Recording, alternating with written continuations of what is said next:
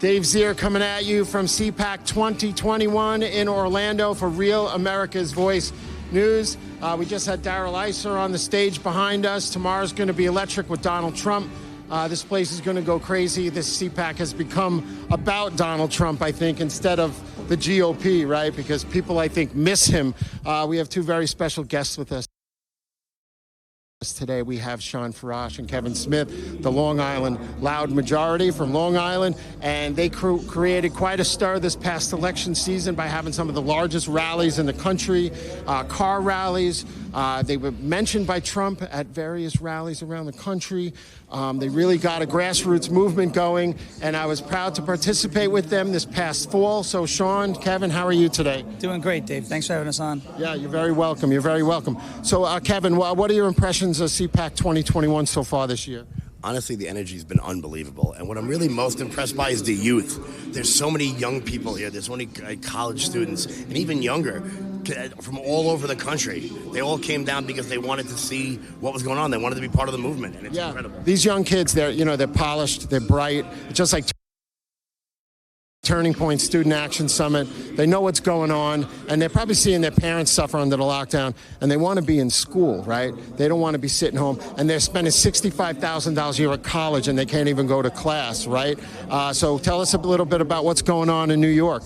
Well, in New York, obviously our governor's in a little bit of hot water right now. He's back against the ropes, and we're going to keep taking it to him.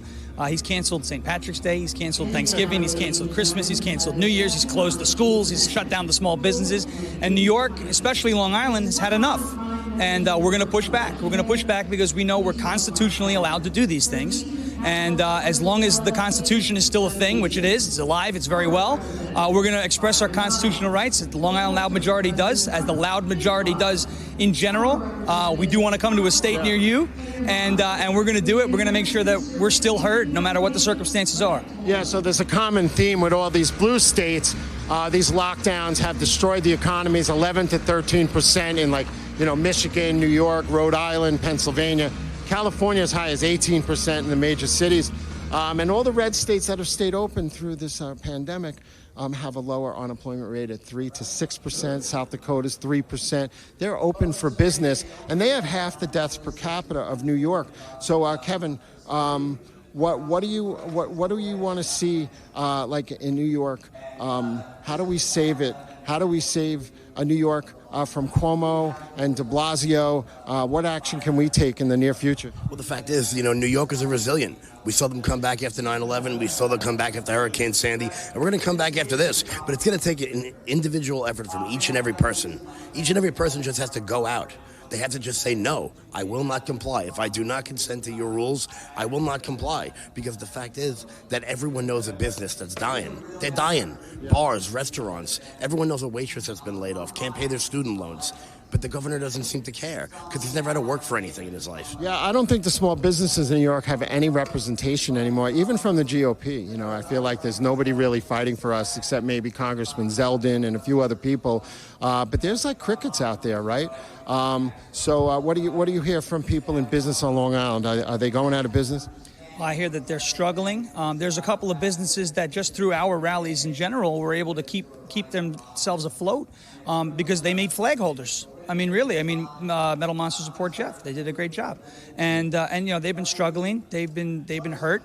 Restaurants, bars, movie theaters, bowling alleys, dance studios, karate studios. Right. I mean, you had nothing. They were all shut down, and these people, that's their livelihood. That's the college for their kids. That's food on the table that's being taken away by a governor who's saying he's following the science, and then he's punishing the nursing home. I mean, there is no science here. It's unbelievable. No, and you guys, you were outside of Governor Cuomo's home.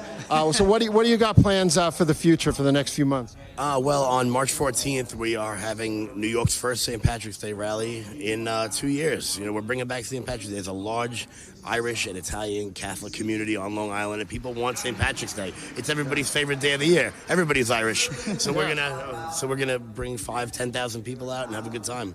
All right. Well, we got to keep that message going. Why don't you tell us where our viewers can find Long Island Loud Majority on the web? Excellent. So we can be found on Facebook at Long Island Loud Majority. That's our page. You can find us on Official Loud Majority.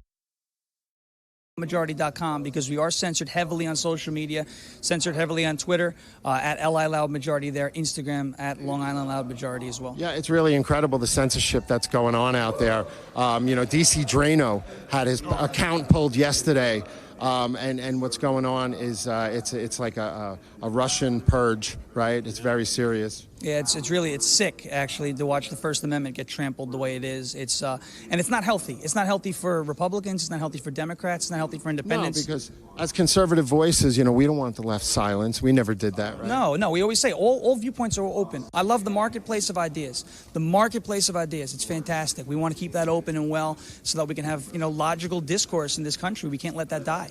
Well, Shawn and Kevin, I want to thank you so much. The Long Island Loud Majority here. They're going to keep getting the word out. This is David Zere for Real America's Voice News, coming to you from CPAC 2021. Thank you.